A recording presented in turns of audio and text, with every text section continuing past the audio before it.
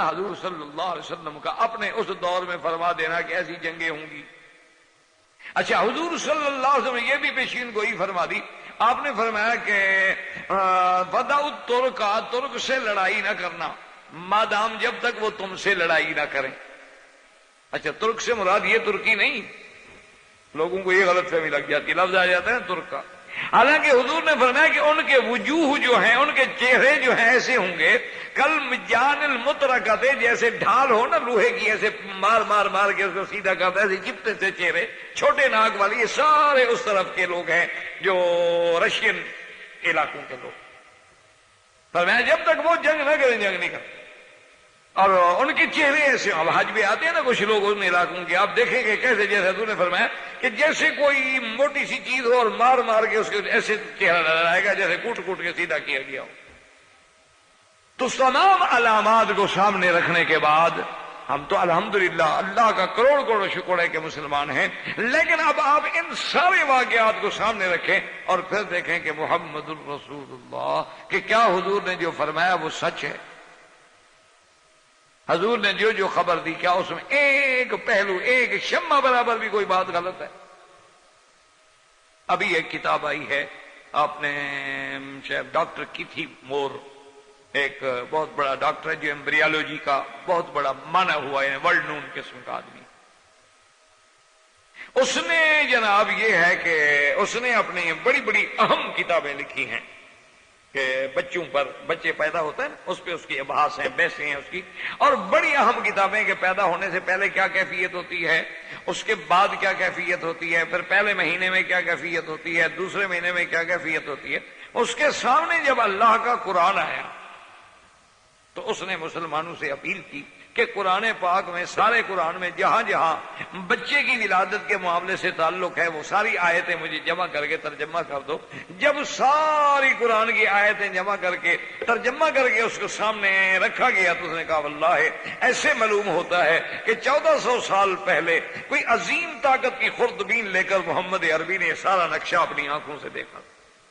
اور پھر اس کے بعد یہ ہے کہ ورنہ اس نے کہا کہ یہ تصور کیسے کیا جا سکتا ہے کہ اس وقت یہ علم نہیں تھا، یہ آلات نہیں تھے، یہ جہاد نہیں تھے، یہ خوردبین نہیں تھی، اس وقت جو حضور نے نقشہ کہہ رہا ہے کہ ثم خلقنا النطفة علقة فخلقنا العلقة مضغة فخلقنا المضغة عظاما فكسونا العظام لحما ثم انشأناه خلقا آخر فتبارك الله احسن الخالقين۔ اس نے کہا یہ نقشہ جو کھینچا ہے تو یہ آپ کو کس نے بتایا؟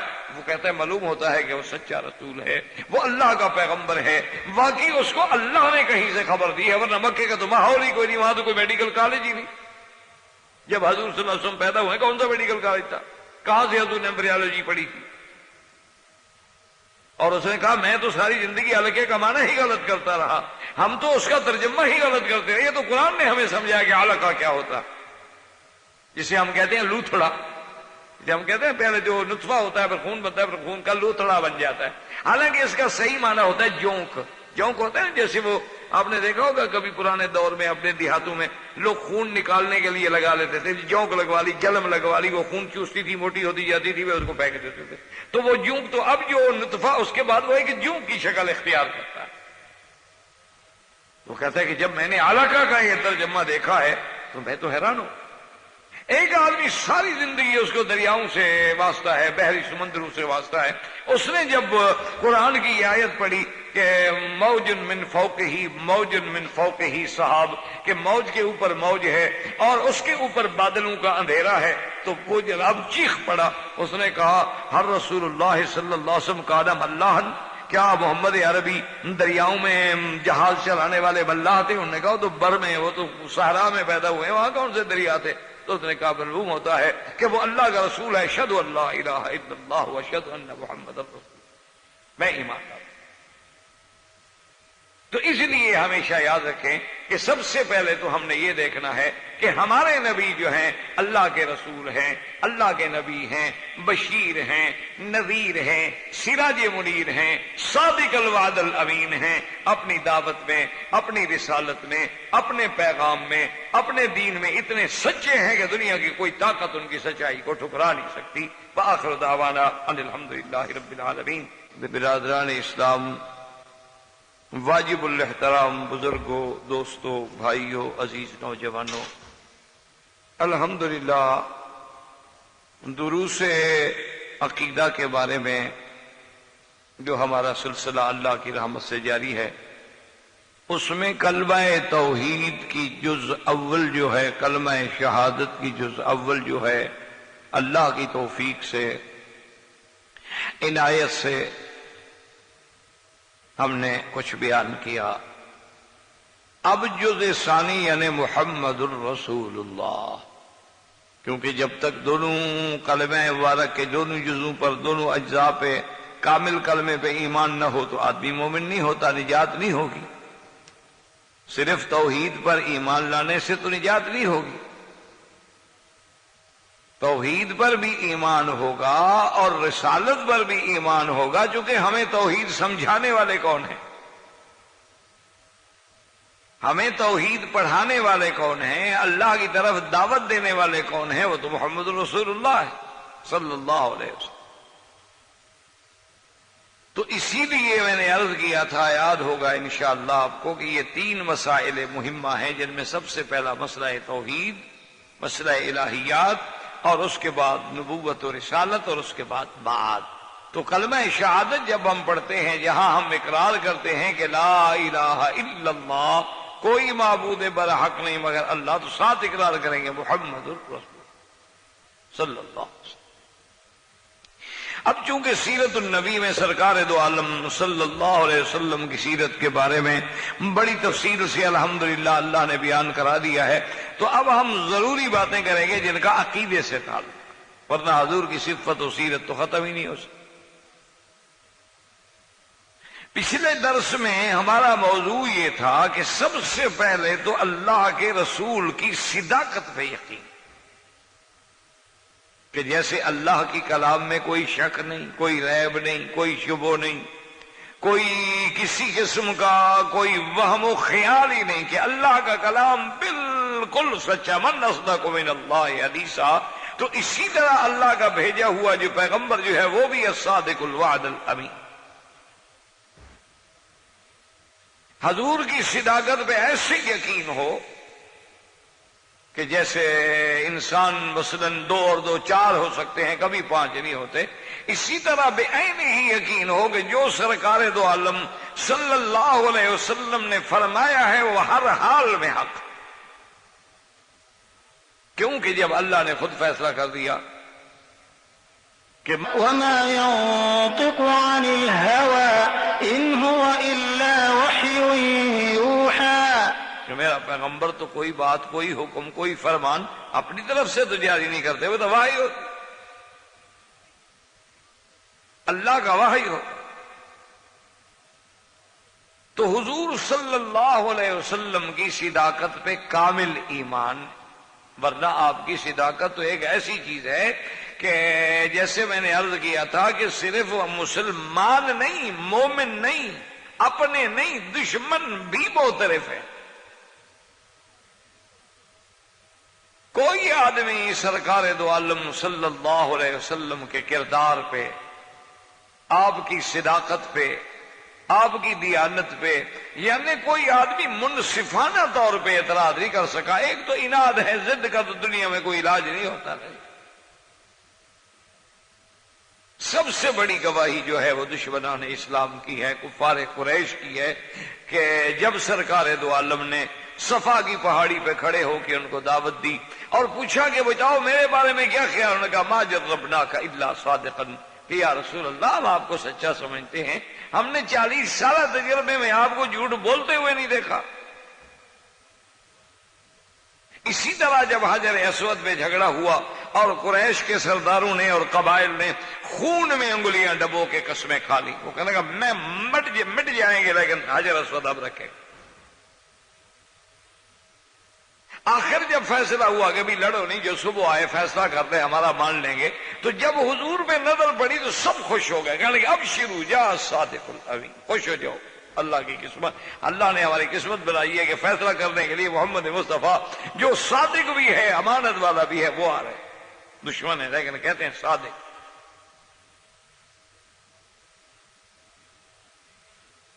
سب سے بڑا دشمن جو ہے وہ ابی جہل ہے. لیکن ابی جہل سے جب ایک سردار نے پوچھا کہ حضور صلی اللہ علیہ وسلم کے بارے میں تمہارا کیا خیال ہے جو انہوں نے نبوت کا دعویٰ کیا ہے، تو ابو جہل نے دیکھا کہ میری بات کوئی نہ سنے، کہنے لگا میرے دوست ہو، سردار ہو، اور کعبہ شریف میں بات پوچھ رہے ہو طواف کی حالت میں جھوٹ نہیں بولنا چاہتا، بات یہ ہے کہ اللہ کا نبی سچا ہے. ابو جہل جیسا دشمن ہے، وہ کہتا ہے اللہ کا نبی سچا ہے. انہوں نے کہا سچا ہے، تمہارے پاس کیا دلیل ہے کہ اللہ کا نبی سچا ہے؟ اس نے کہا عجیب بات کرتے، ولد فینا وعاش فینا، ہمارے قبیلے میں پیدا ہوئے، ہمارے قبیلے میں جوان ہوئے، ہم تو بچپن سے آپ کو جانتے ہیں.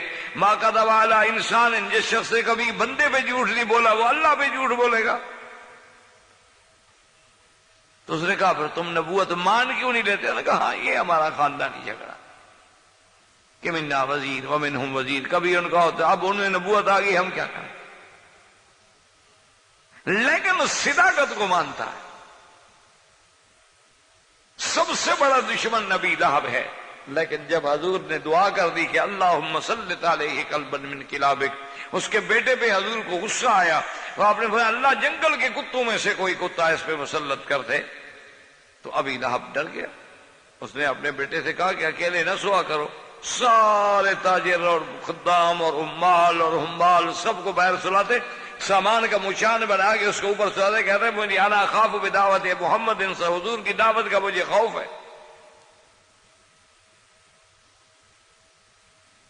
اور نتیجہ وہی نکلا کہ جنگل سے شیر آیا اور اسے ٹکڑے کر کے پھینک دیا.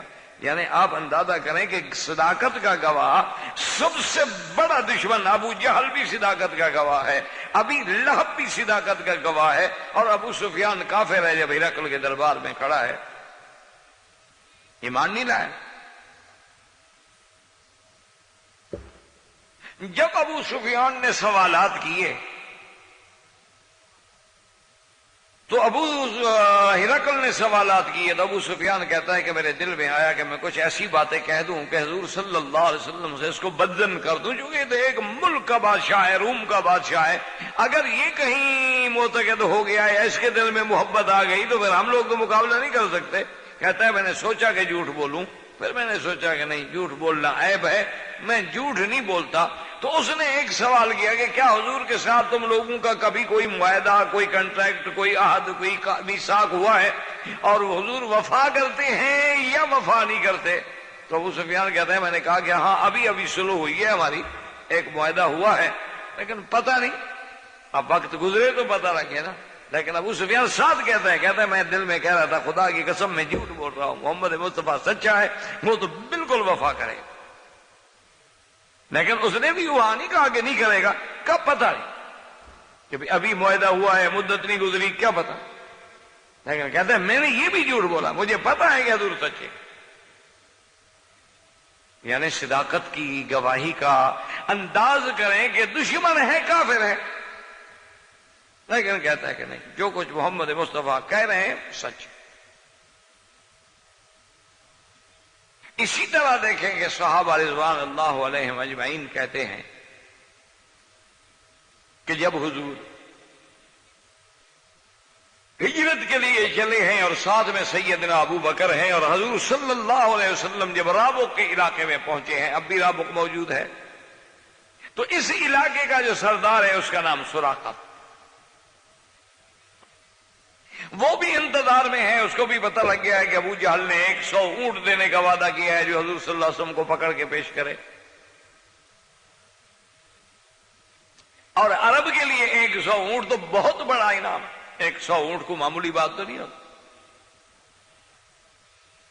تو سراقہ کہتا ہے کہ میں بھی اپنے گھوڑے پر، جو میرا پسندیدہ گھوڑا تھا جس میں ناز تھا مجھے، میں اس کو لے کے چلا کہ میں بھی پتہ کروں کہ کبھی اسی راستے سے حضور مدینے کے لیے گزرے اور موقع مل جائے تو مجھے 100 اونٹ حاصل ہو جائے گا. تو جب حضور صلی اللہ علیہ وسلم کو دور سے میں نے دیکھا،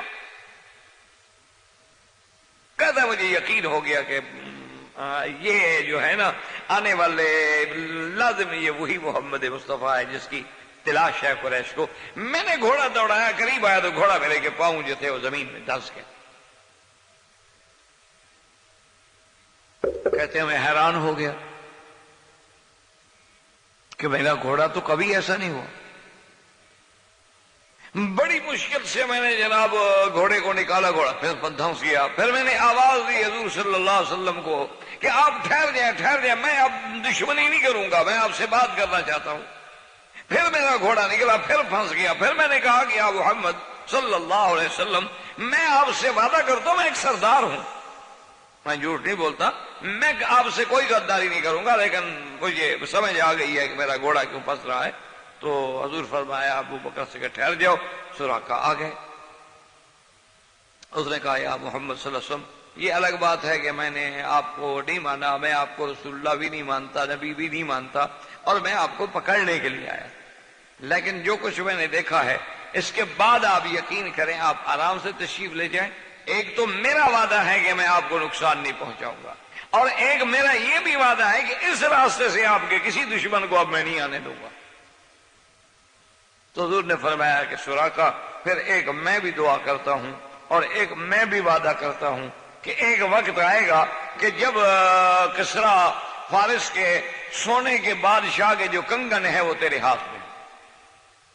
آپ سراقہ کہتے ہیں نہیں عجیب بات ہے نا کہ جو آدمی گھر چھوڑ کے ہجرت فرما رہے ہیں، مکے والے رہنے نہیں دیتے، ان کے خوف سے ہجرت کر کے آپ مدینہ منورہ جا رہے ہیں، اور مجھے خبر دے رہے ہیں کسریٰ و کیسر کی اور روم کی اور ان کے فتوحات کی، اور فتح ہوگا اور مارے جائیں گے، مال غنیمت آئے گا اور کنگن ہوں گے، اور وہ تجھے ملیں گے، مجھے کیوں ملیں گے، میں ان کی جماعت میں بھی نہیں.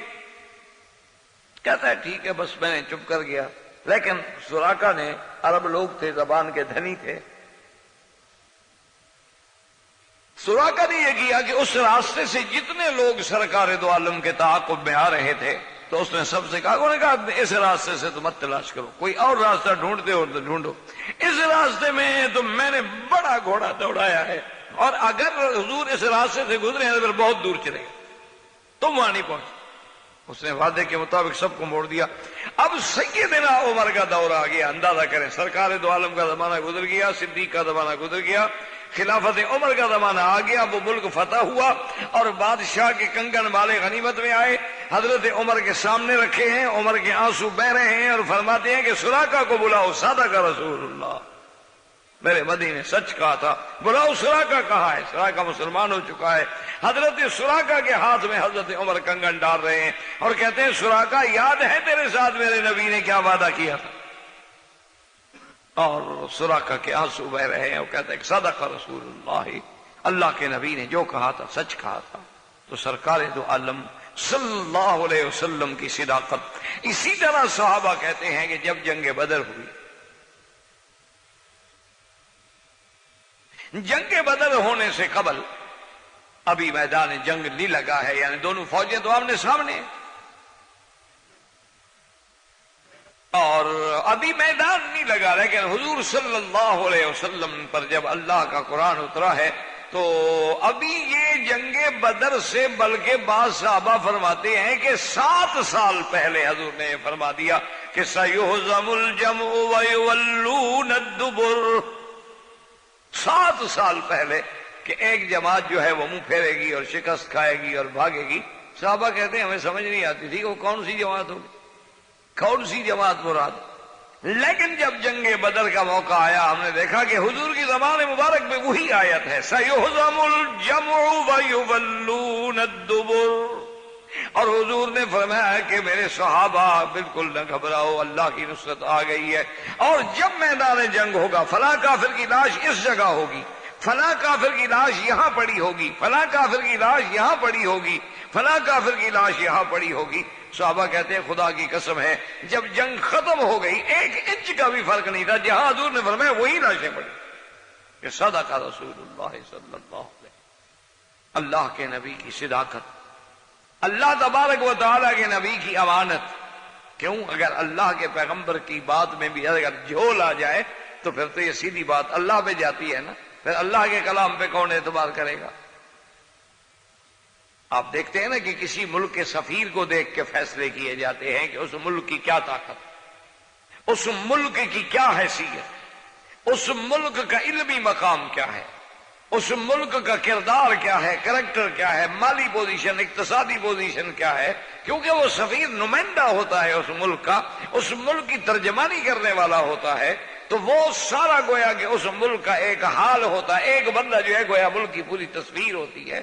تو اللہ کے پیغمبر جو ہیں وہ اللہ کی طرف سے رسول ہیں، اللہ کے بھیجے ہوئے پیغام بر ہیں، اللہ کے بھیجے ہوئے قاصد ہیں، اللہ کی طرف سے مخلوق اور بند خالق کے درمیان میں واسطہ ہیں۔ اگر ان کے کریکٹر میں، ان کی زبان میں، ان کی صداقت میں، ان کی عصمت میں، ان کی عزت میں، ان کے مقام میں کوئی ذرا سی کروڑویں حصے کی بھی لچک ہو تو دشمن کہاں موقع دے گا، جینے دے گا۔ اور اسی طرح یہ بات دیکھیں کہ جیسے بڑے بڑے لوگوں نے یعنی حضور صلی اللہ علیہ وسلم کی صداقت کو ہر آدمی نے اپنے انداز سے آزمایا ہے۔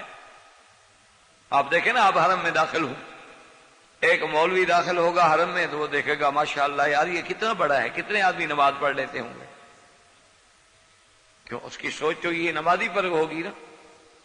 وہ جناب دیکھے گا ماشاءاللہ ماشاءاللہ قرآن رکھنے کے جی سٹینڈ تو کمال کے بنا دیے ماشاءاللہ۔ اچھا دیکھو یار قرآن کتنے قراتوں میں چھپا ہوا ہے، کیونکہ مولوی کی نظر اس طرح ہوتی۔ اچھا ایک قالینوں کا تاجر ہوگا، وہ کہے گا یار یہ کارپیٹ تو بڑا اچھا بچھایا ہے، انہوں نے مصلی بچھایا، تو الٹ کے دیکھے گا بلجیم کا بنا ہوا ہے، ٹرکش ہے، پھر دیکھے گا یہ تو سعودی کا اپنا بنا ہوا، اچھا کمال ہے، یہاں بڑی چیزیں فیکٹریاں لگ گئی، کیونکہ اس کا علم وہی ہے، مزاج وہی ہے۔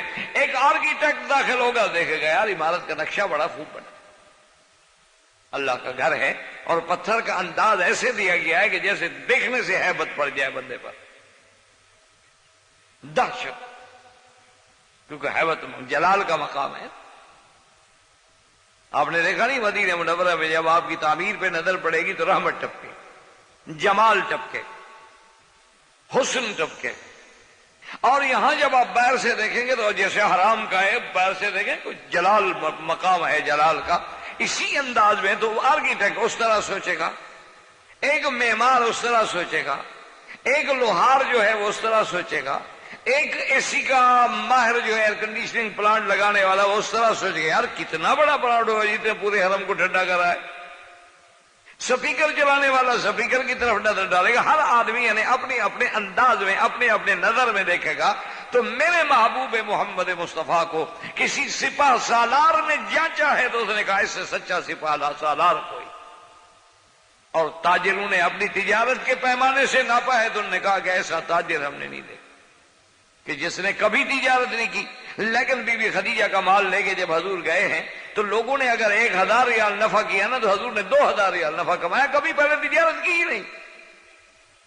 جب تاجروں نے تاجر کے روپ میں دیکھا تو انہوں نے بھی کامیاب پایا، جب بی بی نے شوہر کے روپ میں دیکھا تو انہوں نے کہا کہ مجھے محمد مدنی جیسا تو شوہر دنیا میں نظر ہی آئے۔ جب بیٹی نے باپ کو دیکھنا چاہا تو پھر فاطمہ سے پوچھیں گے محمد مصطفیٰ کا کیا مقام، تو حضور کو بحیثیت ایک رسول کے، ایک نبی کے، ایک صادق کے، ایک امین کے، ایک سپاہ سالار کے، ایک تاجر کے، اور اسی طرح دیکھیں گے پھر ایک مزدوری کرنے والے کے، ایک خندق کھودنے والے کے، اس کے بعد دیکھیں گے مکے کی بکریاں چرانے کی حیثیت میں، ایک ہر رنگ میں جب آپ دیکھیں گے تو آپ مجبور ہو کے کہیں گے کہ محمد مدنی واقعی صادق بھی ہیں، امین بھی ہیں، اور اللہ تبارک و تعالیٰ کی اس زمین پہ ان جیسا کوئی آدمی۔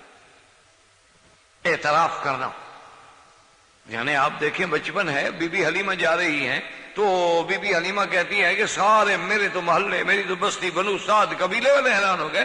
انہوں نے کہا بی بی حلیمہ بات کیا ہے کہ کل ہمارے علاقوں میں ہمارے جانور جاتے تھے بھوکے ہوتے تھے، آج پیٹ بھرے ہوئے ہیں، بارشیں ہو رہی ہیں، یہ ساری تبدیلی کہاں سے آ گئی ہے، یہ برکتیں کہاں سے آ گئی ہیں؟ تو بی بی حلیمہ کہتی ہے کہ میں ان سے کہتی اور تو میری عقل میں کچھ نہیں آتا، میں ایک بوڑھی عورت ہوں، معلوم یہ ہوتا ہے کہ یہ ساری برکتیں اس بچے کے آنے کی وجہ سے آ رہی۔ اسی لیے حضور صلی اللہ علیہ وسلم کی صداقت کے لیے میں نے آپ سے کہا تھا کہ ایک بہت بڑا ماہر زراعت جس نے عالمی طور پہ مقام حاصل کیا ہے، وہ کہتا ہے کہ جب میں نے قرآن کے لفظوں میں دیکھا ہے کہ اللہ تبارک و تعالی نے اس میں ایک مادے کا ذکر کیا ہے کہ خادرن، اور اس سے مادے سے یہ بھی بتایا ہے کہ حبن متراکبہ، اسی سے وہ دانے جڑتے ہیں، تو اسی پہ میں بحث کر رہا تھا کلوروفل کی، تو میں سمجھ گیا کہ محمد مصطفیٰ نے یہ بات کیسے بتائی ہے۔ مکے میں تو کوئی زراعت ہے ہی نہیں،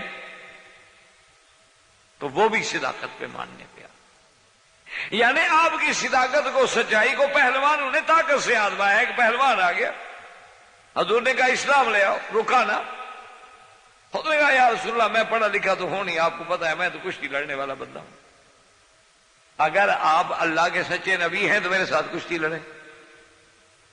وہ اللہ کے بندے، نبی کو کشتی سے آزمایا جاتا۔ اللہ نے کہا دیکھو جی میں ہوں جاہل عالم، مجھے اور تو کوئی پتا ہے نہیں، مجھے اور کوئی سمجھ نہیں ہے، میرے ساتھ آپ لڑیں کشتی، اگر کشتی میں آپ مجھے گرا دینا میں پھر سمجھ جاؤں گا کہ واقعی آپ کو اللہ کی مدد ہے، آپ اللہ کے نبی ہیں، اور اگر آپ مجھے نہ گرا سکے تو میں سمجھوں گا اللہ کی امداد آپ کے ساتھ کوئی نہیں، آپ بھی ایک انسان ہے، میں بھی انسان، انسان تو پھر میں زیادہ کبھی ہوں۔ اور پھر دیکھیں کمال، کیوں جب سچا ہو تو اس کو خوف کیا ہو۔ حضور نے فرمایا آؤ ٹھیک کشتی لڑتے، حضور صلی اللہ علیہ وسلم نے قبول فرما دی کہ آئے کشتی لڑتے۔ اب جناب جب رکانا آیا، وہ کہتا ہے کہ میں نے ایسے پکڑا نا حضور صلی اللہ علیہ وسلم نے، تو بس ایسے پکڑ کے مجھے پھینکا جیسے کوئی چڑیا کا بچہ وہاں جا پڑے۔ کہتا ہے میں حیران ہو گیا، لیکن میں نے کہا پتہ نہیں ہو سکتا میرا پاؤں شاؤں پھسل گیا ہو، اس قدم فوراً میں گر گیا۔ تو میں نے کہا رسول اللہ ایک دفعہ پھر آپ مجھے موقع دیں گے، وہاں پہ لڑ۔ تو اندازہ فرمائیں کہ ایک پہلوان جو ہے وہ اس انداز میں آزما رہا، اس کے امتحان کا ذریعہ قوت ہے، اس نے قوت سے آزما لیا۔ تو جس نے جس پہلو سے، اسی لیے وہ ڈاکٹر کیتھی مور جو ہے، جس نے ایمبریالوجی میں سب سے بڑی اعلیٰ کتابیں لکھی ہیں تخلیق انسانی پر، جب وہ اللہ کے قرآن اور نبی کی حدیث کو پڑھتا ہے، اللہ کے پیغمبر نے جو بحث فرمائی ہے کہ نطفہ کیسے قرار پکڑتا ہے، کیسے نطفہ ہوتا ہے، کیسے علقہ ہوتا ہے، کیسے مضغہ بنتا ہے، پھر کیسے گوشت چڑھایا جاتا ہے، پھر کیسے روح پھونکی جاتی ہے، پھر بچے کے پیٹ کے اندر جو ماں کے رحم میں کیفیت ہے وہ کیسے ہوتی ہے، اس کو غذا کہاں سے پہنچی ہے، جب اس نے پڑھا اس نے کہا کہ بھئی کمال ہے، مکے میں نہ تو کوئی کالج ہے، نہ میڈیکل کالج ہے، نہ وہاں اتنے بڑے اس زمانے میں وہ آلات، وہ دوربین پیدا ہوئی تھی جس سے وہ جراثیم دیکھے جا سکیں جو آج کل ہم دیکھ رہے ہیں، لیکن اس وقت جو محمد مصطفیٰ نے فرمایا تو سادہ کا معلوم ہوتا ہے سچا نبی۔ اسی دن میں نے آپ سے عرض کیا تھا کہ جیسے ایک امریکن مصنفہ ہے لیری باسل، بڑی ان کی ادیبہ ہے، اس نے کتاب میں لکھا ہے کہ جو جو خبریں حضور نے جنگ کے بارے میں دی ہیں اور جو حضور صلی اللہ علیہ وسلم نے فرمایا کہ الملحمۃ الکبریٰ، ایک ملحمۃ الکبریٰ ہوگا، وہ کہتی ہے کہ بالکل وہ آنے والا ہے، سچ کہا ہے۔ اور نے کہا ہم مانتے ہیں اور دلائل مانتے ہیں، وہ کہتے ہیں اب دلائل یہ ہیں کہ گویا کہ جیسے حضور نے فرمایا اسی کے لیے میدان جنگ بن رہا ہے۔ اچھا، اسی طرح طبقات ارض پر بحث کرنے والوں نے جب لوگ دیکھا کہ جو لوگ زمین پہ بحث کرتے ہیں جن کا طبقات ارض سے تعلق ہوتا ہے، بحث کرتے ہیں کہ دیکھو جی سمندر آگے آ رہے ہیں، ابھی آپ نے پڑھا ہوگا اخباروں میں بھی آپ پڑھتے ہوں گے کہ کچھ عرصے کے بعد ایک ایسا وقت آئے گا کہ پانی اس انداز میں آئے گا کہ بعض ملک جو ہیں وہ تختہ ارض پہ بھی نہیں رہیں گے، وہ ختم ہو جائیں گے، ڈوب جائیں گے، بعض ملک ختم ہو جائیں گے۔ اچھا، اسی طرح آپ نے یہ بھی پڑھا ہوگا کہ آنے والے وقت میں اگر کوئی جنگ ہوئی تو وہ بھی پانی کے لیے ہوگی، کہ پانی کی قلت ہوگی اور ہر آدمی لڑے گا۔ تو اب جب انہوں نے تحقیق کی اور پھر انہوں نے قرآن میں پڑھا کہ أَوَلَمْ يَرَوْا أَنَّا نَأْتِي الْأَرْضَ نَنقُصُهَا مِنْ أَطْرَافِهَا وَاللَّهُ يَحْكُمُ لَا مُعَقِّبَ لِحُكْمِهِ وَهُوَ سَرِيعُ الْحِسَابِ۔ اللہ نے فرمایا کیا یہ غور نہیں کرتے کہ ہم زمین کو گھٹا رہے ہیں ہر طرف سے؟ انہوں نے کہا کہ 1400 سال پہلے اللہ کا پیغمبر کیسے خبر دے رہے ہیں کہ ننقصها من أطرافها؟ 1400 سال پہلے اللہ کا پیغمبر کیسے خبر دیتے ہیں کہ مرج البحرین یلتقیان بینہما برزخ لا یبغیان۔ اب سرکار دو عالم کے سامنے تو کوئی دریا نہیں، دیکھو نا مکے میں کوئی دریا ہے؟ اتنے عرصے سے آپ رہتے ہیں، سمندر ہے وہ بھی جدے، مکے میں کوئی دریا نہیں ہے، اور اللہ فرماتے ہیں دو دریا، مرج البحرین یلتقیان، دو دریا ان کا ملنا، اور بینہما برزخ لا یبغیان، ان کے درمیان میں اللہ نے حاجز رکھ دیا ہے، وہ ایک دوسرے سے تجاوز زیادتی نہیں کر سکتے۔ اب حضور کے سامنے تو دو دریا ہے ہی نہیں، لیکن جب حضور خبر دے رہے ہیں، اور مرج البحرین بعض کہتے ہیں کہ کیپ ٹاؤن میں ہے، کیپ ٹاؤن جنوبی افریقہ میں ایک مقام ہے جہاں مرج البحرین، اسی طرح ایک جگہ اراکان میں بھی ہے، اگر آپ بنگلہ دیش میں جائیں تو اراکان میں بھی ایک جگہ ہے جہاں دونوں دریا اکٹھے چل رہے ہیں، ایک طرف میٹھا ہے ایک طرف کڑوا ہے۔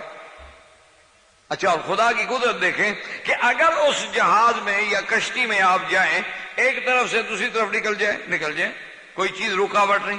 اچھا، کشتی کے ذریعے آپ یعنی غواصی کریں، غوطہ لگائیں، ایک طرف سے دوسرے سے نکل جائیں، ادھر سے غوطہ لگائیں، ایسے نکل جائیں، کوئی درمیان میں دیوار نہیں، لیکن وہ کون سی چیز ہے جو اسے کڑوے اور میٹھے کو ملنے نہیں دیتی؟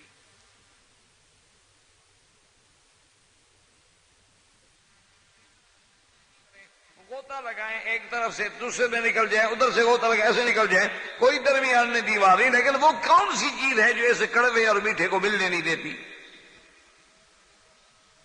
اسی کو اللہ فرماتا ہے کہ بینہما برزخ، وہ ایک ہم نے حاجز رکھا ہے، تمہاری نظر میں تو وہ مل رہے ہیں لیکن میں جانتا ہوں میں نے ان کو ملنے سے روکا ہوا ہے، ایسے کٹھے چل رہے ہیں، کڑوا کڑوا ہے میٹھا میٹھا۔ اچھا، کبھی طوفان ہے تو یہ کڑوا میٹھے کے اوپر چڑھ جاتا ہے، اچھا پھر جب طوفان اس کا ختم ہوتا ہے تو واپس لوٹ جاتا ہے، میٹھے والا نیچے والا اپنی جگہ پہ، اس کو اپنی جگہ پہ۔ يخرج منهما اللؤلؤ والمرجان۔ مکے والے کیا جانتے تھے لولو کیا ہوتا ہے؟ ان کو کیا پتا تھا کہ ایک چھوٹے موتی ہوتے ہیں اور وہ سمندر سے نکلتے ہیں؟ ان کو کیا پتا تھا مرجان بھی ایک شاخدار چیز ہوتی ہے، پھر اس کو کاٹ کے اس کے پتھر بنائے جاتے ہیں؟ حضور سے 1400 سال پہلے اس بات کی کیا خبر؟ یعنی آپ خود اندازہ کریں۔ اسی لیے جب حضور صلی اللہ علیہ وسلم نے خبر دی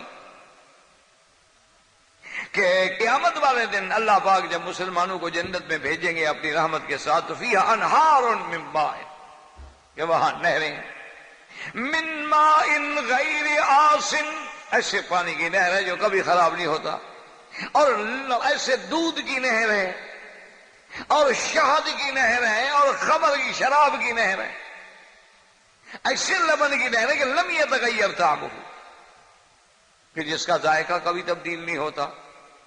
اچھا، ساتھ قرآن مقدس یہ بھی بتلاتا ہے کہ بھی ان 4 نہروں کا ہیڈ جو ہے یعنی مرکز اصلی جو ہے وہ ایک ہے، جہاں سے وہ نہریں عرش کے نیچے سے پھوٹ رہی ہیں اور جنت میں جا رہی۔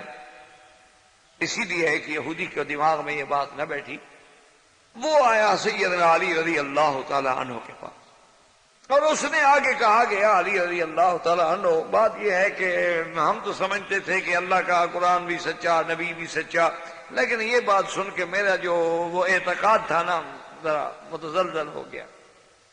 حضرت نے فرمایا کیا بات کیا ہو گئی؟ اس نے کہا کمال ہے کہ بھی جب ہیڈ ایک ہے، ایک جگہ سے پانی کے چشمے آ رہے ہیں، صاف بات ہے کہ چشمے بھی ایک ہوں گے۔ اب یہ الگ بات ہے کہ مرکز ایک ہو اور یعنی ڈیم تو ایک ہو، آگے جو 4 نہریں نکالی جائیں تو ایک میں دودھ جانے لگ جائے، ایک میں اصل جا رہی ہے، ایک میں شراب جا رہا ہے، ایک میں پانی جا رہی ہے، یہ بات بھئی یا تو کہنا مرکز سب کے الگ ہے، شہد والی نہر کا الگ ہے، پانی والی کا الگ ہے، دودھ والی کا الگ ہے، اور شراب والی کا الگ، لیکن آپ کہتے ہیں اس کا اصل بھی ایک ہے۔ تو حضرت علی رضی اللہ تعالیٰ عنہ کو اللہ نے بڑا علم دیا تھا، فراست دی تھی، اللہ پاک نے خطابت کے جواہر سے نوازا تھا، تو حضرت علی رضی اللہ نے فرمایا کہ یہودی اس میں کیا شک ہے؟ اس نے کہا کمال ہے حضرت علی، تم بھی مانتے ہو؟ نے کہا بالکل مانتے ہیں، قرآن کی بات ہے، اللہ کی کتاب ہے، نبی کی زبان سے نکلی ہے، بالکل صادق رسول اللہ، حضور نے سچ کہا۔ اس نے کہا حضرت علی دیکھو، ایک ہے آپ کا ایمان کہ بھئی آپ کا ایک ایمان ہے کہ جی حضور سچ کہتے ہیں، لیکن مجھے قائل تو کرو۔ تو حضرت علی رضی اللہ تعالیٰ نے اس کے سر پہ ہاتھ رکھا، فرمایا یہ کیا ہے؟ اس نے کہا جی سر ہے۔ انہوں نے کہا اس میں کیا ہے؟ جی دماغ ہے، بھیجا ہے۔ انہوں نے کہا یہ ایک ہے یا 2-3 ہے؟ انہوں نے کہا جی سر تو ایک ہے۔ انہوں نے کہا اچھا تمہارے ناک سے بھی کبھی پانی نکلا ہے؟ کہا جی ہاں، جب نزلہ زکام ہو تو نکلتا ہے۔ انہوں نے کہا اس کو چکھا ہے تم نے؟ کیا ذائقہ ہے اس کا؟ اچھا کبھی تمہاری آنکھوں سے بھی پانی نکلا ہے؟ انہوں نے کہا ہاں جی کبھی کبھی آنکھوں سے بھی پانی آ جاتا ہے۔ انہوں نے کہا اس کا ذائقہ دیکھا ہے کیا ہے؟ اور منہ سے تمہارا بلغم جب نکلتا ہے، تھوک نکلتی ہے، اس کا ذائقہ دیکھا ہے تم نے؟ اس کا کیا ہے؟ اور جب تمہارے پیشاب سے پانی نکلتا ہے اس کا ذائقہ دیکھا ہے کیا؟ برکت تو ایک ہے، یہ 4 ذائقے تو تیرے بدن کے اندر موجود ہیں، تو اللہ کی جنت پہ کیسے اعتراض کر رہا ہے؟ انہوں نے کہا یہودی، یہ 4 ذائقے ہیں کہ آنکھ سے پانی نکلے تو الگ ذائقہ ہے، ناک سے نکلے تو الگ ذائقہ ہے، زبان سے نکلے تو الگ ذائقہ ہے، اور کان سے نکلے تو الگ ذائقہ ہے۔ تو یہ چاروں ایک ہیڈ ایک ہے، آگے ذائقے بدل رہے ہیں۔ جو خدا اس پہ قادر ہے وہ جنت میں 4 نہریں ایک مرکز سے چلانے پہ قادر نہیں ہے۔ اس نے کہا کہ ہاں بالکل صدق حضور صلی اللہ علیہ وسلم، اس کا مطلب ہے کہ حضور سچ کہتے ہیں، حضور کی بات تو کبھی غلط نہیں ہو سکتی۔ اسی طرح جب سیدنا علی رضی اللہ تعالیٰ عنہ کو حضور نے خبر دی کہ روضہ خاخ میں پہنچو، ایک زعینہ ہے اونٹ والی ہے، جب حضرت علی پہنچے انہوں نے کہا واللہ ما عندی کتاب، میرے پاس کوئی خط نہیں۔ کہا عجیب بات، اخبرنی الصادق المصدوق، مجھے اس نے خبر دی ہے جو سچا ہے۔ کون؟ محمد الرسول صلی اللہ علیہ وعلی آلہ واصحابہ وسلم، کہ جس کی بات میں کبھی کوئی کسی قسم کی یعنی کوئی لچک بھی نہیں ہو سکتی۔ تو حضور صلی اللہ علیہ وسلم کی صداقت، حضور صلی اللہ علیہ وسلم کا سچا ہونا، اس لیے کہ اللہ کے تمام پیغام بر جو ہیں، رسول جو ہے، رسول مانا رسول اللہ، اللہ کی رسالت کا لانے والا قاصد پیغام بر، تو اگر اس میں نعوذ باللہ صداقت نہ ہو تو پھر پیغام کی صداقت کیسے رہے گی؟ تو اس لیے یاد رکھیں کہ ہم جب بھی کلمہ پڑھیں تو فوراً ہمارے دماغ میں یہ بات ہو کہ جیسے اللہ کے سوا معبود کوئی نہیں، معبود برحق وہی ہے، تو اللہ کے نبی محمد الرسول اللہ کی صداقت میں بھی شک نہیں، کہ جیسے اللہ نے فرمایا کہ میری کتاب ذالک الکتاب لا ریب فیہ، اس میں کوئی شک نہیں، محمد بدری کی زبان میں بھی کوئی۔ اور حضور کو جو اللہ نے رسالت دی، جو اللہ نے آپ کے ذمہ داری لگائی، جو اللہ نے آپ پہ دین اتارا، جو اللہ نے آپ کے ذمہ تبلیغ کا فریضہ پورا کیا، تو آپ نے بالکل عین یعنی من و عن، بغیر کسی ایک لفظ کے ہر چیز پہنچا دی۔ اسی لیے آج بھی مسلمان جب سرکار دو عالم پہ سلام پڑھتا ہے تو کہتا ہے کہ اشہد انکا قد بلغت الرسالۃ، کہ محمد مصطفیٰ میں اپنے اللہ کے آگے گواہی دیتا ہوں کہ آپ نے واقعی پیغام پہنچا دیا ہے، وَأَدَّيْتَ الْأَمَانَةَ، اور اللہ نے جو آپ کے پاس امانت تھی امت کی وہ آپ نے ادا کر دی ہے، وَنَصَحْتَ الْأُمَّةَ، اور پوری امت کی نصیحت کی انتہا کر دی ہے، وَعَبَدتَ رَبَّكَ حَتَّىٰ أَتَاكَ الْيَقِينُ، اور آپ نے رب کی عبادت بھی اس وقت تک کی ہے تاکہ آپ پہ موت آ گئی، لیکن آپ نے اللہ کی عبادت بھی کامل۔ تو ایک پہلو ہمارا یہ تھا۔ اب دوسرا پہلو جو آج کے درس میں ہم نے آیت تلاوت کی ہے وہ ہے ذات محمد مصطفیٰ۔ یہ تو صفات ہی نا کہ سچے ہیں، صادق، امین ہے، رسول ہے، نبی ہے۔ ایک ہے اب بات جس کا تعلق ہے ذات محمد مصطفیٰ۔ سب سے پہلے یاد رکھیں کہ یہ بے حد اہم ترین عقیدے کا مسئلہ ہے، اور اللہ معاف کرے ہماری غلطیوں کی وجہ سے، خطاؤں کی وجہ سے آج حضور کی امت جو ہے وہ اس مسئلے کی وجہ سے بھی نعوذ باللہ ایک انتہائی عجیب حالت میں پڑی ہوئی ہے کہ کفر تک چلے۔ تو سب سے پہلے جیسے ہمارا عقیدہ ہے محمد الرسول اللہ، یاد رکھو، اسی طرح عقیدہ ہے کہ محمد مصطفیٰ کون ہے؟ محمد ابن عبداللہ ابن عبد المطلب ابن ہاشم ابن مناف ابن قصی ابن کلاب ابن مرہ۔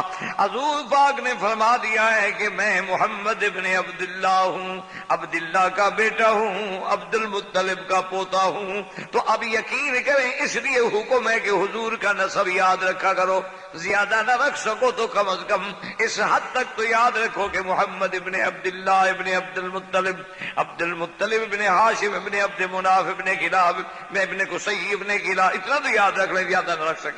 اور پھر حضور نے کتنی دور سے وضاحت کیا کہ ان اللہ اصطفیٰ من ولد اسماعیل کنانہ واصطفیٰ من کنانہ قریش واصطفیٰ من قریش بنی ہاشم واصطفانی من بنی ہاشم او کما قال النبی المصطفیٰ۔ حضور نے فرمایا اللہ نے کنانہ کو ولد اسماعیل سے چن لیا، اور پھر کنانہ سے قریش کو چن لیا، پھر قریش سے بنو ہاشم کو چن لیا، پھر بنو ہاشم سے اللہ نے مجھے چن لیا ہے۔ کیا مانا؟ یعنی واضح ہو گیا کہ محمد مصطفیٰ بشر ہیں، محمد مصطفیٰ انسان ہیں، محمد مصطفیٰ محمد ابن عبداللہ ہیں، محمد مصطفیٰ عبد المطلب کے پوتے ہیں، محمد مصطفیٰ حسنین کے نانا ہیں، محمد مصطفیٰ سیدہ خدیجہ و عائشہ کے شوہر ہیں، محمد مصطفیٰ فاطمہ رقیہ زینب ام کلثوم کے ابا ہیں، اور اس کے ساتھ اگر یہ عقیدہ نہیں ہوگا تو ایمان نہیں رہے۔ اپنے عقیدوں کو صاف کر لیں کہ اللہ کے پیغمبر جتنے اللہ نے نبی بھیجے ہیں، آدم علیہ السلام سے لے کر سیدنا محمد الرسول اللہ تک سب بشر ہیں، انسان ہیں، ولد آدم ہیں، اور اس میں اگر کسی کا ذرا برابر بھی نعوذ باللہ عقیدے میں تذبذب ہے تو اس کا معنی یہ ہے کہ وہ مسلمان نہیں، چکے تو قرآن کا منکر۔ جیسے آج ہمارے ہاں جاہلوں کا یہ عقیدہ ہے کہ بابا اللہ کے نبی کو بشر نہ کہنا، اللہ کا نبی تو نور ہے، اور یہی تو وہ پہلا نور ہے جو اللہ نے پیدا کیا ہے۔ میرے خدا کے بندے بشر کہو گے تو تم کافر ہو جاؤ گے، توہین ہے محمد مصطفیٰ کی۔ ہم بھی بشر، نبی بھی بشر، تو اس سے بڑی توہین کیا ہوگی؟ وہ کہتے ہیں دیکھو جی ہم گناہگار، بدکار، بد کردار، سیاہ کار، 24 گھنٹے جھوٹ بولنے والے، 24 گھنٹے چوری میں، فاحشہ میں، منکرات میں پھنسے ہوئے، ہم بھی بشر ہوں اور محمد مصطفیٰ بھی بشر ہوں۔ لا حول ولا قوت۔ نے کہا دیکھو جی اس سے بڑی کوئی گستاخی ہے؟ اچھا ایک بات بتاؤ، آپ سنتے ہیں؟ یعنی میں جو بات کر رہا ہوں آپ سن رہے ہیں، سنتے ہیں؟ اچھا آپ مجھے دیکھ بھی رہے ہیں، دیکھتے ہیں؟ آپ بھی سنتے ہیں، دیکھتے، اللہ بھی سنتا ہے، دیکھتے، کمال ہے۔ تو آپ جیسے گناہگار اللہ کے ساتھ کیسے مل گئے کہ آپ بھی سننے والے، دیکھنے والے، اللہ بھی سننے والا، دیکھنے والے؟ تو اب مانا کیا کرو گے؟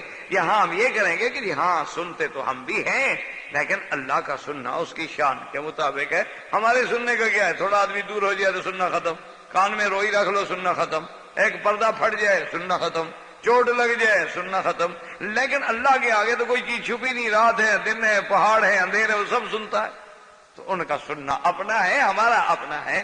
اللہ کا دیکھنا ہوگا جی ہمارا دیکھنا کیا ہے؟ ایک مٹی بھی پڑ جائے آنکھ میں تو ہمارا دیکھنا تو ختم ہو گیا، اگر آگے دیوار آ جائے ہمارا دیکھنا تو ختم ہو گیا، اندھیرا آ جائے دیکھنا ختم ہو گیا، ہم اندھے ہو جائیں دیکھنا ختم ہو گیا۔ لیکن اس کا دیکھنا، اس کی آنکھ کے آگے تو کوئی چیز اوجل ہی نہیں۔ تو اس کا سننا اپنا ہے اور ہمارا سننا اپنا ہے۔ یہ مخلوق کا سننا ہے، وہ خالق کا سننا ہے۔ لیس کمثلہ شیء، ہمارا دیکھنا اپنا ہے اور اللہ کا دیکھنا اپنا ہے۔ یہ مخلوق کی صفت ہے، وہ خالق کی صفت ہے۔ جیسے خالق کی ذات بے مثل ہے، اسی طرح صفات بھی بے مثل ہے۔ تو اب یہ ہم کہیں گے کہ ہیں تو بشر، ہم بھی بشر ہیں، ہم بھی آپ بھی بشر ہیں، لیکن اللہ نے اس بشر کو جو شان دیا ہے وہ ہمیں کہاں ملا؟ لیکن یہ تو نہیں کہ جن سے بشر سے بھی باہر نکالنے۔ تو اس لیے آپ دیکھیں کہ اگر نعوذ باللہ بشر کا لفظ باعث توہین ہوتا تو اللہ قرآن میں نبی کو بشر بھی فرما رہے ہیں، آدم بھی فرما رہے ہیں، انسان بھی فرما رہے ہیں، خلیفہ بھی فرما رہے ہیں۔ تو یہ سارے نام جو اللہ نے آدم کے لیے ہیں، نعوذ باللہ آدم کی توہین مقصود ہے۔ فرمایا وَإِذْ قُلْنَا لِلْمَلَائِكَةِ اسْجُدُوا لِآدَمَ، نام لیا یہاں آدم، اللہ نے نام لیا ہے کہ ملائکہ کو حکم دیا کہ آدم سے۔ اچھا اسی طرح دیکھیں گے دوسرا نام کیا، وَإِذْ قَالَ رَبُّكَ لِلْمَلَائِكَةِ إِنِّي جَاعِلٌ فِي الْأَرْضِ خَلِيفَةً۔ اب آدم علیہ السلام کو خلیفہ بھی کہا، آدم بھی کہا اور خلیفہ بھی کہا۔ اور اسی طرح فرمایا خلق الانسان من صلصال کالفخار، اللہ فرماتے ہیں کہ ہم نے انسان یعنی آدم کو بنایا صلصال، ایسی مٹی سے جو بجنے والی مٹی ہے، آواز کرنے والی مٹی ہے، کالفخار، وہ جیسے کہ پکی ہوئی مٹی جو ہے پکنے کے بعد آواز کرتی ہے۔ اللہ نے فرمایا ہم نے آدم علیہ السلام کو بجنے والی مٹی سے بنایا ہے۔ اور فرمایا انسان، بجنے والی مٹی کا کیا بنا یاد رکھیں، چونکہ قرآن میں کئی جگہ آتے آتی ہیں نا، ایک جگہ اللہ فرماتا ہے خلقہ من تراب، اللہ نے مٹی سے بنایا، ایک جگہ آتا ہے من طین لازب، ایک ایسی مٹی جو چکناہٹ جس میں لزوجت ہو یعنی چمٹنے والی ہو، اور ایک جگہ قرآن کہتا ہے صلصال، ایسی بجنے والی ہو۔ اور اسی طرح اللہ تبارک و تعالیٰ من صلصال حمأ مسنون، اور ایسی مٹی سے بنایا کہ جو بالکل بوسیدہ ہو گئی، جس میں ہوا پیدا ہو جائے۔ تو اس لیے بعض منکرین اسلام جو ہیں وہ اعتراض کرتے ہیں، دیکھو جی اللہ کے قرآن میں اتنی باتیں ہیں، حالانکہ کوئی جھوٹ نہیں، مانا یہ ہے کہ مٹی کو جب پانی میں ڈالیں گے تو اس کو گوندیں گے تو پہلے الگ تھی تو مٹی تھی، اب گوندنے کے بعد جناب اس کی معجون بنی، اس میں اب کچھ عرصہ رکھ دیا آپ نے تو اس کے اندر وہ لزوجیت پیدا ہوئی، چکناہٹ پیدا ہوئی، اس کے بعد جب خشک ہو گئی تو آواز پیدا ہوئی جیسے کہ پکی ہوئی مٹی میں آواز پیدا ہوتی ہے، تو اس کی کیفیات کا ذکر ہے، اس میں کوئی تعارض تو نہیں ہے۔ تو اللہ نے آدم کو انسان بھی کہا کہ خلق الانسان من صلصال کالفخار وخلق الجان من مارج من نار۔ اللہ نے فرمایا ہم نے انسان آدم کو بنایا مٹی سے، تو خلیفہ بھی نام، انسان بھی نام، اور اللہ پاک نے آدم بھی فرمایا، خلیفہ بھی فرمایا، انسان۔ اچھا اسی طرح فرماتے ہیں انی خالق بشرا، اللہ نے فرمایا آدم علیہ السلام کے بارے میں انی خالق بشرا من طین فاذا سویته ونفخت فیہ من روحی فقعوا له ساجدین۔ اللہ نے فرمایا کہ میں نے مٹی سے بشر پیدا کر رہا ہوں، اور جب میں اس میں روح پھونک دوں تو تم سب سجدے میں گر جانا۔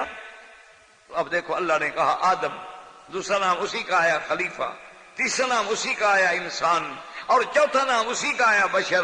تو اگر بشر کہنا نعوذ باللہ توہین ہے تو اللہ تو اچھا سجدے کا حکم وہاں دیا ہے، یہاں بشر کا لفظ فرمایا ہے انی خالق بشرا من طین فَإِذَا سَوَّيْتُهُ وَنَفَخْتُ فِيهِ مِن رُّوحِي۔ اللہ نے فرمایا جب میں اس بشر میں روح پھونک دوں اور یہ بشر زندہ ہو جائے، سب سجدے میں گر جاؤ۔ اب دیکھیں ایمان سے کہ سب سے پہلے بشر پہ انکار کرنے والا، اعتراض کرنے والا کون ہے؟ فَسَجَدَ الْمَلَائِكَةُ كُلُّهُمْ أَجْمَعُونَ إِلَّا إِبْلِيسَ۔ سب کے سب ملائکہ سجدے میں گر گئے، صرف ابلیس نے بشر کو سجدہ نہیں کیا۔ اس نے کہا جی کمال ہے، میں بشر کو سجدہ کیوں کروں؟ اللہ نے حکم دیا، اللہ نے فرمایا بدبخت ما منعک الا تسجد اذ امرتک قال انا خیر منہ خلقتنی من نار وخلقته من طین۔ اللہ نے فرمایا ابلیس بدبخت، میرے حکم کے بعد تو نے سجدہ کیوں نہیں کیا؟ نے کہا اللہ میاں مجھے آپ نے آگ سے پیدا کیا ہے، آگ روشن ہے، اٹھنے والی ہے، اور آگ علامت حیات ہے، اور آدم کو آپ نے مٹی سے پیدا کیا، بشر کو آپ نے مٹی سے بنایا، میں چمکتی ہوئی چیز والا مٹی کے والے آگے جھک جاؤں، میں سیدھا کروں؟ کیوں سیدھا کروں؟ تو ایمان سے کہیں کہ سب سے پہلے آدم علیہ السلام خلیفہ بھی ہے، نبی بھی ہے، انسان بھی ہے، بشر بھی ہے، اس کی بشریت میں اعتراض کرنے والا سب سے پہلا کون ہے؟ ابلیس۔ اس کو پھر کیا سزا ملی؟ قال فاخرج منها، اللہ نے کہا نکل جاؤ جنت، تم جنت کے رہنے کے قابل نہیں۔ جو بشر کا عزت نہ کر سکے، جو بشر کے مقام کو نہ پہچان سکے، جو بشر کی عظمت کو نہ جان سکے، اس کا کیا مقام ہے کہ وہ جنت میں رہے؟ ادھر جاؤ، نکل جاؤ جہاں سے۔ اچھا ایمان سے کہیں کہ یہ ساری کائنات جو اللہ نے سجائی ہے، اللہ نے پھل بنائے، آپ دیکھتے ہیں کہ فواکہ کتنے ہیں، فاکہۃ مما یتخیرون، اور قرآن کہتے ہیں فاکہۃ کثیرۃ لا مقطوعۃ ولا ممنوعہ، اور کہیں فرماتے ہیں فیہا فاکہۃ ونخل وربان، اور کہیں اللہ نے فرمایا فیہا فاکہۃ والنخل ذات الاکمام۔ صرف اندازہ کریں، یہ پھلوں کی قسمیں دیکھ لیں، زمین کی قسمیں دیکھ لیں، بارش کی قسمیں دیکھ لیں، درختوں کی قسمیں دیکھ لیں، اشجار دیکھیں، بہار دیکھیں، ثمار دیکھیں، یہ ساری روشنیاں دیکھیں، تارے دیکھیں، کس کے لیے ہیں؟ فرشتے کھاتے ہیں، اللہ نے فرشتوں کے لیے پیدا کیے نہیں؟ ٹھنڈے دل سے سوچیں کہ اتنے قیمتی پھل ہیں، قیمتی چیزیں ہیں۔ اچھا کچھ خشک میوے ہیں، کچھ تر میوے ہیں، کچھ کھال کے ساتھ کھانے والے، کچھ بغیر کھال کے کھانے والے، کچھ کس کا لب نکال کے کھانے والے، پھر اندر گٹھلیاں بھی پھر گٹھلی کے اندر بھی تیرے کھانے کی چیزیں ڈالی ہوئی ہیں۔ فرشتے تو کھانے سے پاک ہیں، جن ویسے جن ہوتا ہے۔ یہ اللہ نے کس کے لیے پیدا کیا؟ تو بشر تو پھر قابل حکارت چیز ہے، اور یہ سارا نظام تو معلوم ہوتا ہے کہ بشر کے لیے ہو رہا ہے۔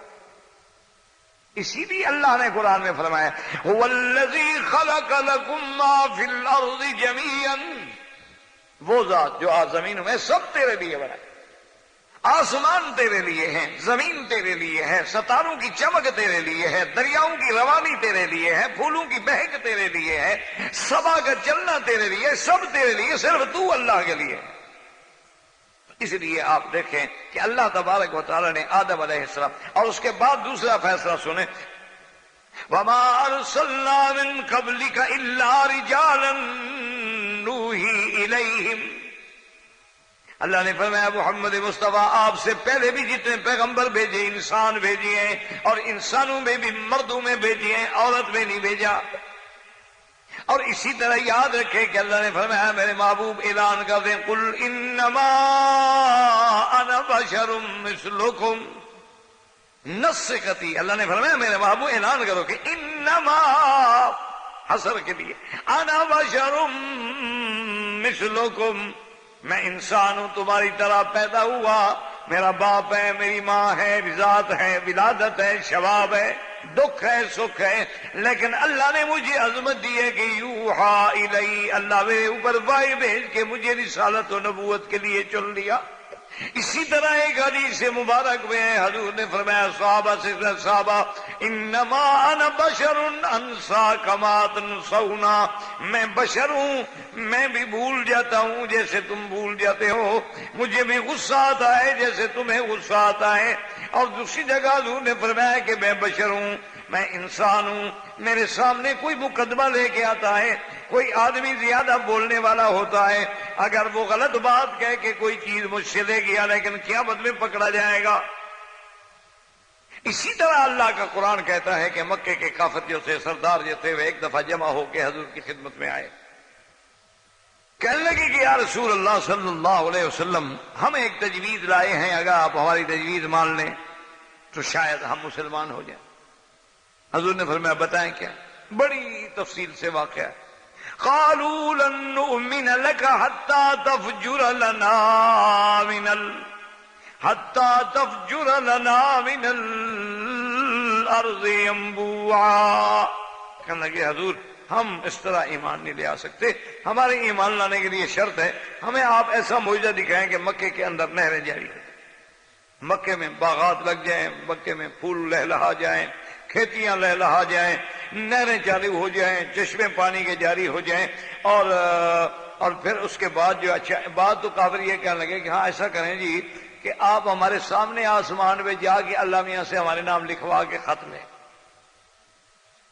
یا ایسا کریں کہ چلو اللہ کا فرشتہ اترے، لیکن اترے ہمارے سامنے ایسے ہم دیکھ رہے ہوں تو آ رہا، اور اس میں لکھا ہو کہ بھائی فلاں ابن فلان میرے نبی پہ ایمان لیا۔ اچھا حضور صلی اللہ علیہ وسلم کے دل میں بھی خیال آیا کہ اللہ تو قادر ہے، اللہ اگر چاہے تو کیا مشکل ہے، وہاں تو انما امرہ اذا اراد شیئا ان یقول له کن فیکون، بس اللہ کا حکم دینے کی دیر ہے وہ تو ہو جائے گا، اور ہو جائے تو شاید یہ مسلمان بھی ہو جائیں۔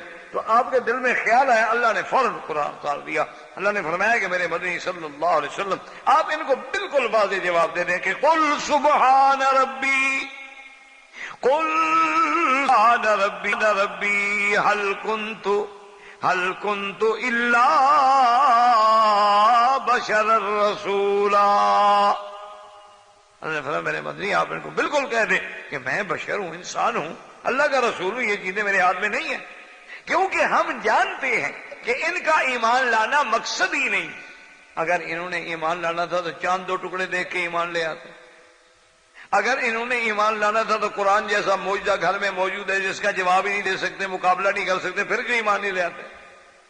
اگر انہوں نے ایمان لانا تھا تو حضور صلی اللہ علیہ وسلم کے معجزات جس میں پانی میں کثرت ہو گئی، کھانے میں کثرت ہو گئی، پتھر بولنے پڑ گئے، اس وقت ایمان نہیں لے آئے، تو اب یہ کہاں ایمان لائیں گے؟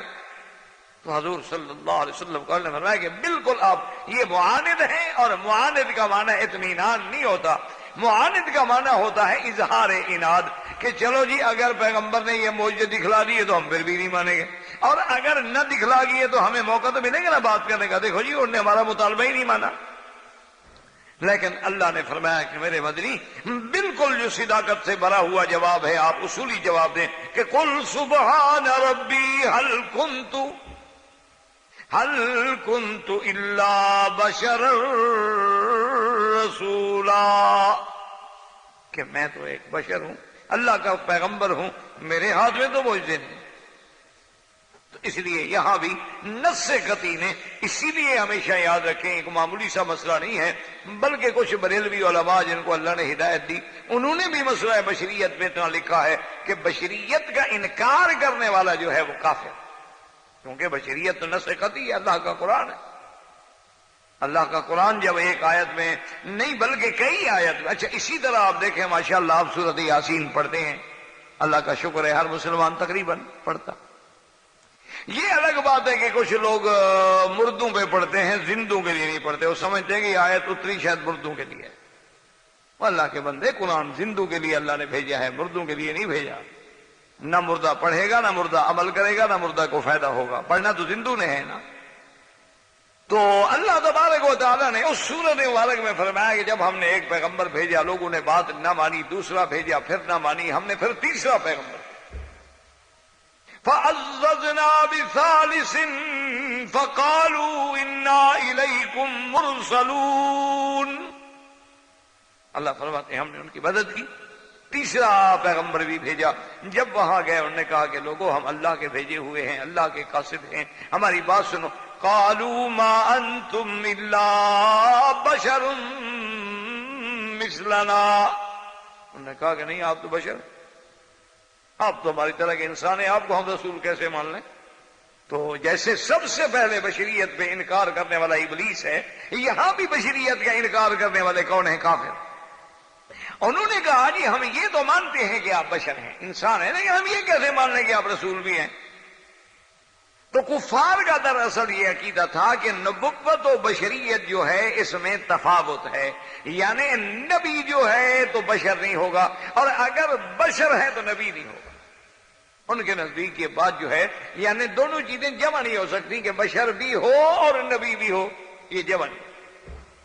اچھا دوسری جگہ اللہ نے پھر قرآن میں جواب دیا کہ بدبختو تم جو کہتے ہو کہ نوری نبی آئے، قُل لَّوْ كَانَ فِي الْأَرْضِ مَلَائِكَةٌ يَمْشُونَ مُطْمَئِنِّينَ لَنَزَّلْنَا عَلَيْهِم مِّنَ السَّمَاءِ مَلَكًا رَّسُولًا۔ اللہ نے فرمایا اگر زمین میں فرشتے رہتے، فرشتوں کی ہدایت مقصود ہوتی تو ہم ان کے لیے رسول بھی فرشتہ بھیجتے، لیکن جب دنیا میں انسانوں کو میں نے آباد کیا، دنیا میں میں نے خلافت کا تاج جو ہے آدم کے سر پہ رکھا ہے، پھر آدم کی اولاد کے سر پہ رکھا ہے، تو اب اگر ہم فرشتے کو نبی بنا کے بھیج دیں تو اس کی دو صورتیں ہوں گی نا جی، کہ کیا فرشتہ اپنی شکل میں آئے، اگر اپنی شکل میں آئے تو آپ تو ویسے بے ہوش ہو جائیں گے، تو دین کیسے سمجھیں گے؟ فرشتہ اپنی شکل میں آئے اور ایک چیخ مار دے تو پوری قوم ہاتھ بھر گئی، پوری قوم سمود ہلاک ہو گئی۔ اور پھر یہ ہے کہ جو ہے جیسے ہمارے یہاں مثلا مشہور ہوتی ہے نا جی کہ جو آدمی جس کا من حرامی ہو تو پھر حجتاں بہت ہوتی ہیں، یعنی پھر اعتراض بڑے، اصل آپ کا دل نہ کرتا ہو نا کام کرنے کو تو پھر اعتراض، پھر جواب تو بڑے ہیں، پھر تو جواب بڑے ہیں جناب آپ کو، یار آپ صبح اپنے کام پہ کما رہے یار، اس وقت مجھے 104 کا بخار تھا، حجت ہے، تو جواب تو پھر بڑے ہیں نا دنیا میں۔ اب سوال یہ ہے کہ اگر وہ فرشتہ اپنی شکل میں آئے تو تم دیکھ نہیں سکتے۔ اچھا جی وہ کھانے سے پاک، وہ کہہ روزہ رکھو، تو لوگ کہتے جناب آپ کو تو بھوک لگتی نہیں اسی لیے کہہ رہے ہیں نا روزہ رکھو، آپ کو بھوک لگتی پھر پتہ لگتا کہ روزہ کیا ہوتا ہے۔ وہ کہے کہ جناب زنا نہیں کرنا، انہوں نے کہا جی جناب آپ کو پتہ نہیں نا شہوت کا کیا وجہ ہے، اسی لیے آپ تقریر فرما رہے ہیں نا، ہماری طرح آپ کے اندر بھی حیوانیت و شہوانیت ہوتی اور آگے سے کوئی پری جو ہے کوہکاف کی گزرتی، پھر ہم دیکھتے کہ آپ کیسے اپنے دامن کو بچاتے ہیں۔ تو اللہ نے فرمایا نا، یہ میری شان ہے کہ میں نے جب آبادی دنیا میں انسانوں کی ہے تو نبی اور رسول بھی انسان بنائے ہیں کہ وہ انسان ہو روزہ رکھ کے دکھلائے، وہ انسان ہو عصمت کا پردہ اوڑھ کے دکھلائے، وہ انسان ہو صداقت کا پرچار کرے، وہ انسان ہو اور گناہوں سے بچتا ہو، وہ انسان ہو میرے حکم پہ چلتا ہو تاکہ کوئی اعتراض نہ کر سکے جی یہ کام نہیں ہو سکتا میرا نبی نہیں کر رہا۔ اچھا دوسری بات یہ اللہ فرماتے ہیں کہ چلو اگر ہم انسان کو بھیجیں، لیکن بھیجیں انسان کے لباس میں، فرشتہ ہے تو فرشتہ لیکن شکل انسان کی، جیسے بی بی مریم کے پاس آیا فَتَمَثَّلَ لَهَا بَشَرًا سَوِيًّا، انسان بشر کی شکل میں آ گیا، بی بی نے جو دور سے دیکھا اعوذ بالرحمن منک ان کنت تقیٰ، ٹھہرو ادھر، میں اکیلے ادھر کیا آ رہے ہو؟ اور میں اللہ کی پناہ مانگتی ہوں اگر تم اللہ سے ڈرنے والے ہو. پاک بات ایک عورت کی طرف آ رہے ہیں. یہ کون کہہ رہی ہے؟ بی بی مریم. اور آج مریم کے پرستار کیا کر رہی ہیں؟ مریم کے ماننے والے کیا کر رہے ہیں؟ شراب کا نام بھی مریم پہ رکھ دیا، بلڈی میری. اس سے بڑی کوئی قوم ہوگی جناب؟